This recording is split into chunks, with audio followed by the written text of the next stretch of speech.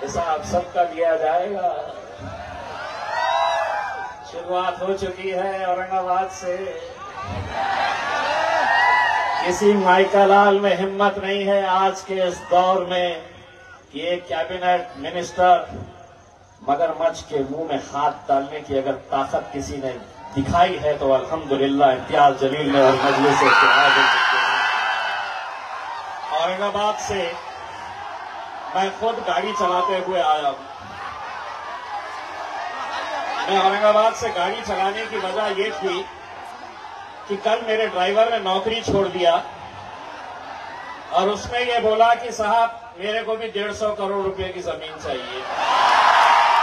ये अहमदनगर का पोटा दादा, अगर तरीका नहीं मालूम है तो मैं बताता हूं। उसको बुलाइए, उसको अपने सामने बुलाइए, उसको पलटाइए।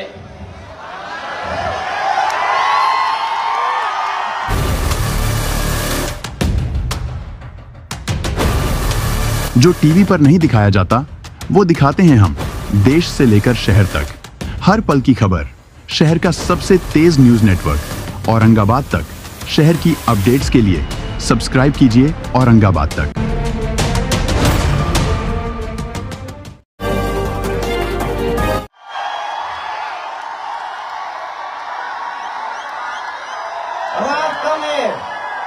अस्सलाम वालेकुम वरहमतुल्लाहि वबरकातुहू। तो इस पर मौजूद मजलिस इत्तेहादुल मुस्लिमीन के हमारे कायद जनाब बैरिस्टर असदुद्दीन अवैसी साहब, इम्तियाज जलील साहब, सलाम वालेकुम। हमारे परवनी के जिम्मेदार जनाब गौसैन साहब, वारिस पठान साहब और मजलिस के तमाम जिम्मेदारान, नौजवान, मेरे भाइयों साथियों, जरा बोलने दीजिए।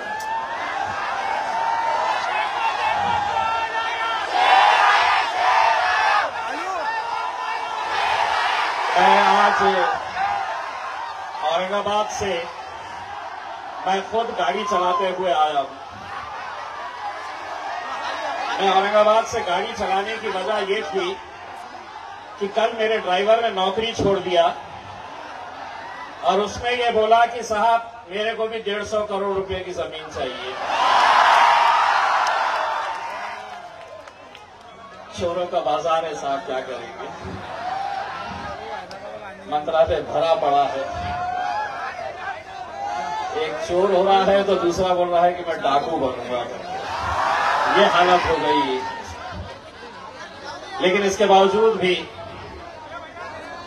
हम यहां पर आज जब आए और मजलिस इत्तेहादुल मुस्लिमीन के लिए आप लोगों की मोहब्बत हम जो देख रहे हैं, मैं सबसे पहले तो ये ऐलान कर दूं, वक्त बदलता है, हालात बदलते हैं, लोग आते हैं, लोग जाते हैं। एक अच्छी शुरुआत, एक अच्छा ऐलान मैं आज करना चाहता हूं मजलिस इत्तेहादुल मुस्लिमीन की तरफ से, और यकीनन वो ऐलान सुनकर आप लोग भी बड़े खुश होंगे। और मेरी आप लोगों से दरखास्त है कि जब ये ऐलान होगा, मैं मेरे सदर, मेरा गुरूर जनाब बैरिस्टर असदुद्दीन अवैसी साहब की मौजूदगी में और उनकी रजामंदी से एक ऐलान करने के लिए जा रहा हूं कि मुंबई हमारे लिए बहुत अहम जगह है। मुंबई में मुसलमानों की क़यादत करने वाला कोई लीडर नहीं है। वहां पर कोई आवाज उठाने वाला नहीं है। असद साहब ने और हमने ये फैसला किए हैं कि मजलिस इत्तेहादुल मुस्लिमीन का एक नया सदर आज स्टेज से हम ऐलान करने जा रहे हैं, और वो शख्स हमारे बीच में ही मौजूद है। जनाब वारिस पठान, मेरे दोस्त मेरा छोटा भाई जनाब फारूक शाब्दी साहब, जोरदार तालियों से फारूक शाब्दी का इस्तकबाल करिएगा। आइएगा, जोरदार तालियों से फारूक शाब्दी हमारा शोलापुर का एक नौजवान लड़का जो पिछले कई सालों से शोलापुर को एक मजलिस का गढ़ बनाया हुआ है।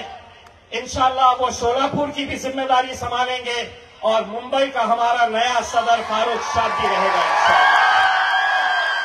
आने वाले दिनों के अंदर जब भी बंबई जाएंगे, देख लेना सिर्फ बंबई के अंदर सिर्फ पतंग ही पतंग नजर आएगी इंशाअल्लाह। और बहुत मुबारक। मुझे मालूम है कि नौजवान मजलिस की ताकत है। आज जिस मुकाम के ऊपर मजलिस पहुंची है, यकीनन हमारे बुजुर्गों की, हमारे मां बहनों की दुआएं इसमें शामिल है।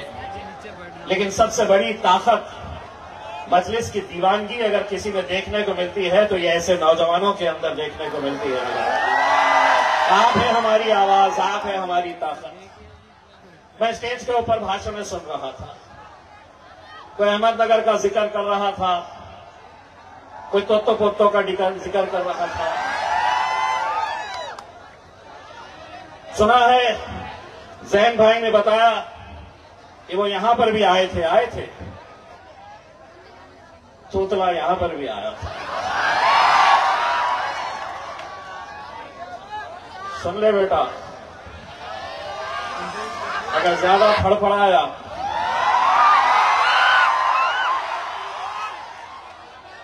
वीडियो भूल गया है क्या? निकाले?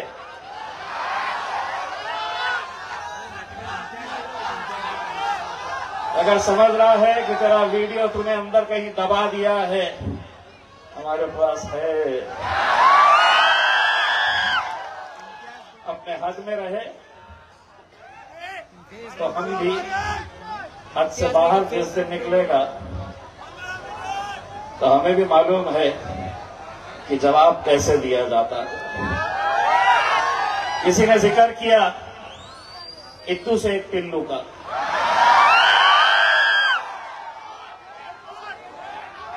एक बात बताऊं, किसी को बोलना नहीं। मेरे सदर साहब अगर खड़े रहे ना,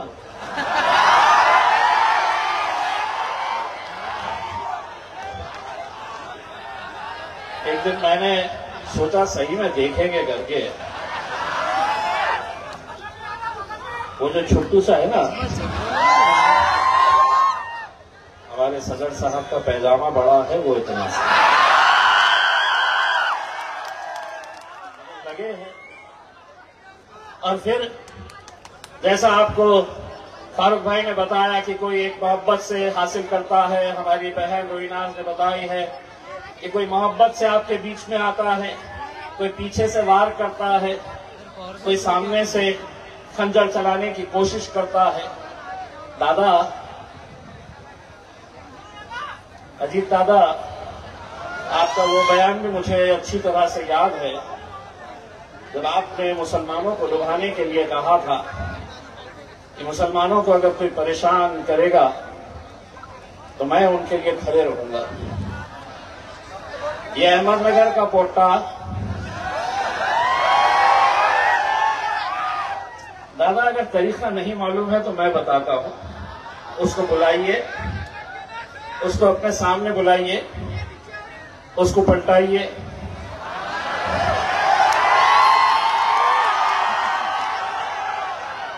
पलटाने के बाद क्या करिए?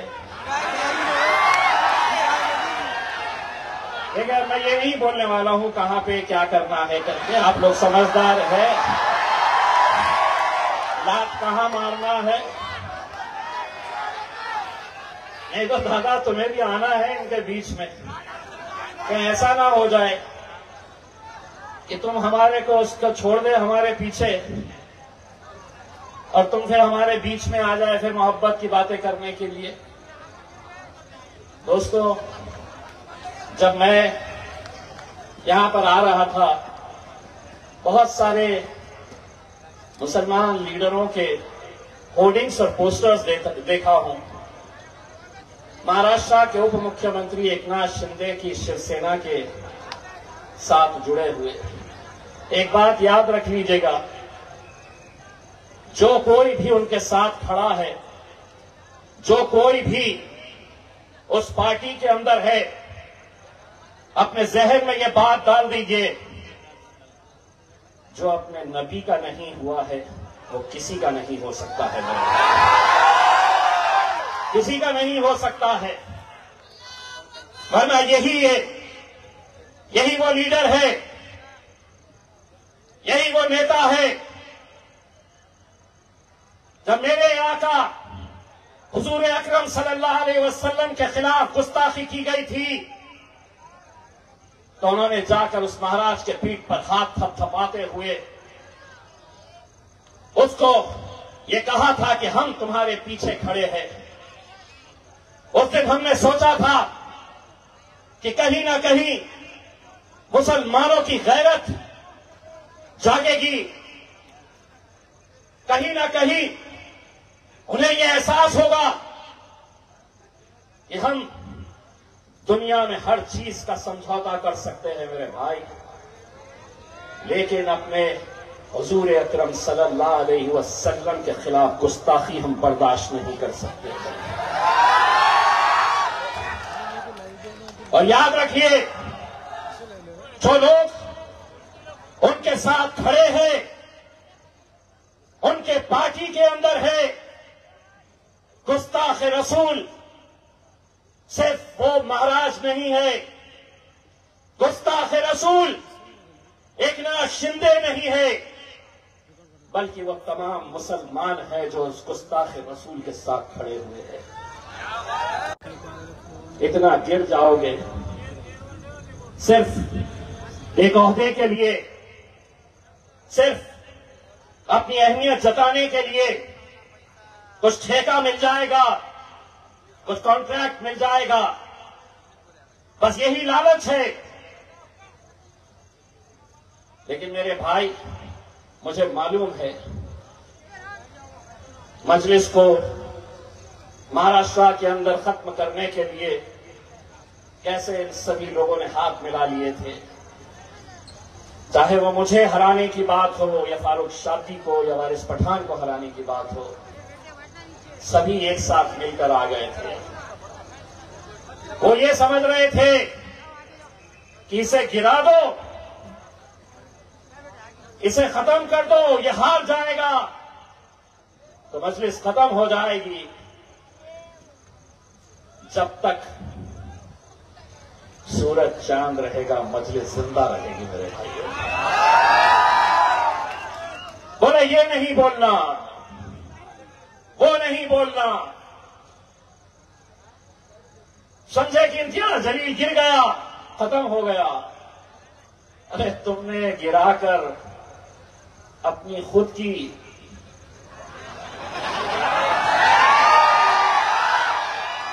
हिसाब सबका लिया जाएगा। शुरुआत हो चुकी है औरंगाबाद से। किसी माइका लाल में हिम्मत नहीं है आज के इस दौर में कि एक कैबिनेट मिनिस्टर मगरमच्छ के मुंह में हाथ डालने की अगर ताकत किसी ने दिखाई है तो अल्हम्दुलिल्लाह इम्तियाज जलील ने और मजलिस से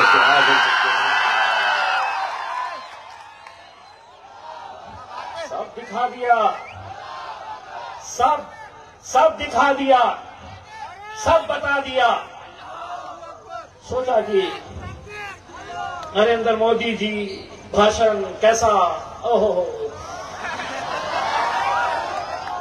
मित्रों 70,000 करोड़ का घोटाला, मुझे मालूम ही नहीं था। सिंचन घोटाला, खनन घोटाला, बैंक घोटाला। मोदी जी तुम्हारा भाषण है, निकालूं? अजीत पवार के बारे में देवेंद्र फडणवीस याद है? चेक की पीसिंग कहां है? पुलिस वाले दिल ही दिल में बोल रहे कितना सही बोलता है ये आदमी तो।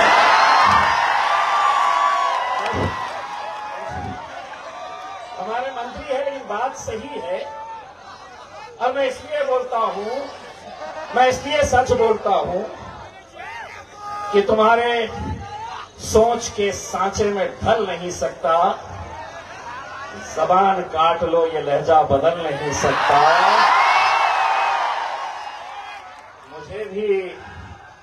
मुझे भी मोम का पुतला समझ रहे हो क्या? तुम्हारी लौ से ये लोहा पिघल नहीं सकता। पूरे के पूरे लकड़ मेरे पीछे वो एक समंदर खंगालने में लगे हुए हैं। बोले इम्तियाज जलील भी ऐसा, इम्तियाज जलील भी वैसा, उसका ये उसका ये। एक तो इतना फुदक रहा था, मैं बोला बेटा देख, मैंने दिखाया, सीबीआई ऑफिस गया, डीजी मुंबई के ऑफिस में गया, तू भी जा, जाके दिखा दे। बोले नहीं इम्तियाज जलील भी ऐसा, इम्तियाज जलील ऐसा। मैं बोला सुन, अब वो जितने भी फड़फड़ा रहे थे एक 4 लाइन में उनको हिसाब कर देता हूं, 4 लाइन में उनका हिसाब कर देता हूं। समझ लेना, रात में घर जाने के बाद मैं जो बोल रहा हूं, घर में जाना, बाथरूम में जाना, वो एक समंदर खंगालने में लगे हुए हैं, मेरी कमियां निकालने में लगे हुए हैं। वो एक समंदर खंगालने में लगे हुए हैं, मेरी कमियां निकालने में लगे हुए हैं। वो जिनकी खुद की लंगोटियां है फटी हुई, वो जिनकी खुद की लंगोटियां है फटी हुई, वो मेरी पगड़ी उछालने में लगे हुए हैं। कहां से आते हैं ये लोग? ये कहां से आते हैं मेरे भाई? यकीन मानिए ये कैसी पैदावार है, ये कैसी पैदावार? पैसा दे रहे के लोगों को बोले आओ इम्तियाज जलील को अपने को जेल में भेजाना है, बाप का राज है। ये क्या है? इसमें से कितने जने मुझे बताओ 1 रुपया भी मजलिस ने दी है? अरे यहां पर एक आवाज, एक झलक मेरे खायब की पाने के लिए कई 100 किलोमीटर से लोग सिर्फ इस जुनूनी एक ऐसे शख्स को देखने के लिए आते थे। कोई गाड़ी नहीं, कोई पैसा नहीं, कुछ नहीं, सिर्फ मजलिस की मोहब्बत में आते थे। मंत्री जी ने बोले ए पैसा ले, रोड पे नाटक करो, बोलो इम्तियाज जलील मुर्दाबाद, तो लग गए पूरे के पूरे इम्तियाज जलील मुर्दाबाद, इम्तियाज जलील मुर्दाबाद। पैसे बच गए तो सीधे पूरे के पूरे बेवड़े चले गए देसी दारू पीने के लिए। हम जरा से शरीफ क्या हो गए?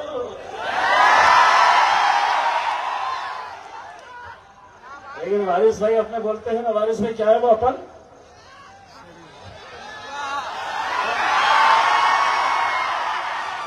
वारिस भाई बोलते हैं मेरे भाई, मैं आप लोगों से सिर्फ इतनी इल्तिजा करने के लिए आया हूं और महाराष्ट्र के सदर की हैसियत से ये आज हम ऐलान कर रहे हैं कि परभनी के ही नहीं बल्कि पूरे महाराष्ट्र के अंदर, चाहे वो ग्राम पंचायत हो, जिला परिषद हो, पंचायत समिति हो, नगर परिषद हो, नगर पालिका हो या महानगर पालिका हो, हम पूरे के पूरे इलेक्शन लड़ने वाले हैं इंशाअल्लाह। और परभनी के अंदर भी हम पूरी ताकत के साथ पूरे इलेक्शन लड़ने वाले हैं। बस आप लोगों को हमारा साथ देना है मेरे भाई। पिछले कुछ बार हमें परभनी से आपका कसूर नहीं, हमारे अपने ही कुछ लोग थे जिन्होंने धोखा दिए, सिर्फ मजलिस को नहीं पूरी कौम को धोखा देने का काम किए।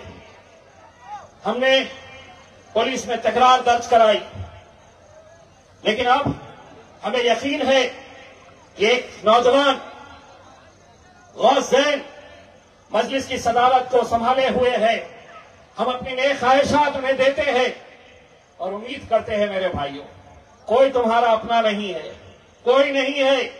एक बात याद कर लीजिएगा, अपने जहन में बिठा लीजिएगा, आपके बीच में भी आएंगे। जैसे ही इलेक्शन आता है तो हमारे ऊपर टूट पड़ते हैं कि ये एक जातिवादी जमात है, ये फिरका परस्त जमात है, आपको सेक्युलर पार्टियों का साथ देना पड़ेगा।